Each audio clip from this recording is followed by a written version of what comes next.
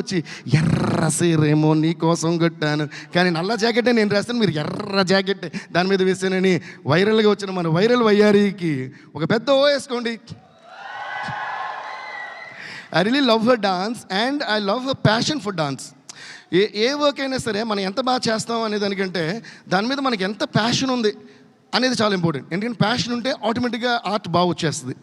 ఎంత పెద్ద ఆర్టిస్ట్ అన్నా ప్యాషన్ లేకపోతే అది జీరో అయిపోతుంది. సో అలా what I love about this girl is her passion towards dance and passion towards acting and of course her passion towards her studies.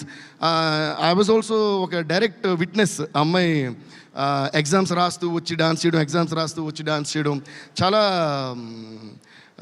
చాలా చాలా అద్భుతంగా అనిపించింది నాకైతే. ప్లీజ్ సిట్ లీలా, చాలా అద్భుతంగా అనిపించింది. ఎందుకంటే లీలా ప్లీజ్ సిట్. నేను స్టార్ట్ చేసినప్పుడు my first film I was 16.5 years old when I did my first film Devi. So నాకు రికార్డింగ్ ఉన్నప్పుడు మా ప్రొడ్యూసర్స్ బాలు గారికి నా ఫస్ట్ సాంగ్ బాలు గారే పాడాలన్నాను. అందులో 10-11 సాంగ్స్ అన్ని బాలు గారే పాడారు. అప్పుడు ఫస్ట్ రికార్డింగ్ ఉన్నప్పుడు మా ప్రొడ్యూసర్ వాళ్ళు ఫోన్ చేసి అడిగారు, సార్ మీరు మార్నింగ్ డేట్ ఇచ్చారు కదా, ఈవినింగ్ కొంచెం మార్చగలరా అని. ఎందుకమ్మా అంటే మా మ్యూజిక్ డైరెక్టర్కి ఎగ్జామ్స్ ఉన్నాయన్నమాట. So I was writing exams in the morning and recording Devi songs in the evening.